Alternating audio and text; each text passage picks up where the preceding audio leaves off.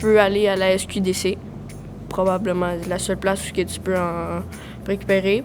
C'est sûr que j'ai pas le choix de te dire que la place légale de se procurer du cannabis est à la SQDC, la Société québécoise du cannabis. C'est accessible aux 21 ans et plus. Il y a une succursale à Valleyfield, une succursale à Châteauguay. Il y a quand même beaucoup plus de succursales à travers le Québec. Ils ont un site internet où ce que les gens peuvent se procurer des produits de cannabis légal. Peut-on acheter des friandises contenant du THC? Oh, je pense que c'est illégal ici, hein?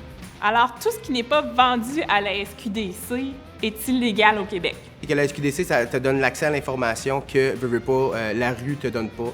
Tu sais, les variétés qu'il y a, c'est sûr que on a accès à l'information à la SQDC, tu sais ce que tu consommes, tu connais les taux, c'est marqué, c'est labelé, tu le vois, tandis que ton pusher, lui, il sait pas nécessairement comment ça a été poussé ou, tu sais, des fois, c'est pas lui qui l'a fait pousser, fait que, veux pas, l'information que tu as sur le produit n'est pas nécessairement la même.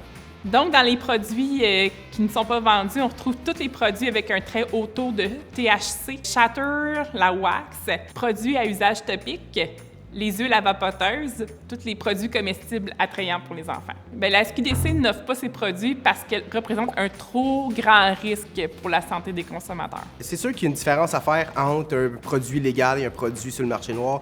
C'est sûr que la SQDC, de un, ça va te procurer une qualité de produit, des produits qui sont contrôlés. Donc, tu n'auras pas de pesticides, tu n'auras pas de moisissures. Les taux de concentration de THC, de CBD sont contrôlés, sont vérifiés. Donc, c'est sûr que tu as une meilleure qualité à te procurer du cannabis à la SQDC que sur le marché noir, que c'est pas des cultures qui sont vraiment entretenues.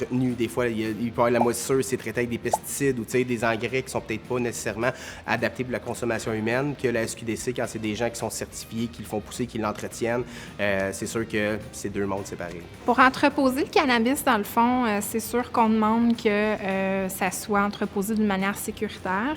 C'est-à-dire que ça soit difficilement accessible aux mineurs. Puis, quand on parle de ressources intermédiaires ou type familial, là, dans les résidences, dans les demeures, il faut absolument que ça soit barré sous clé.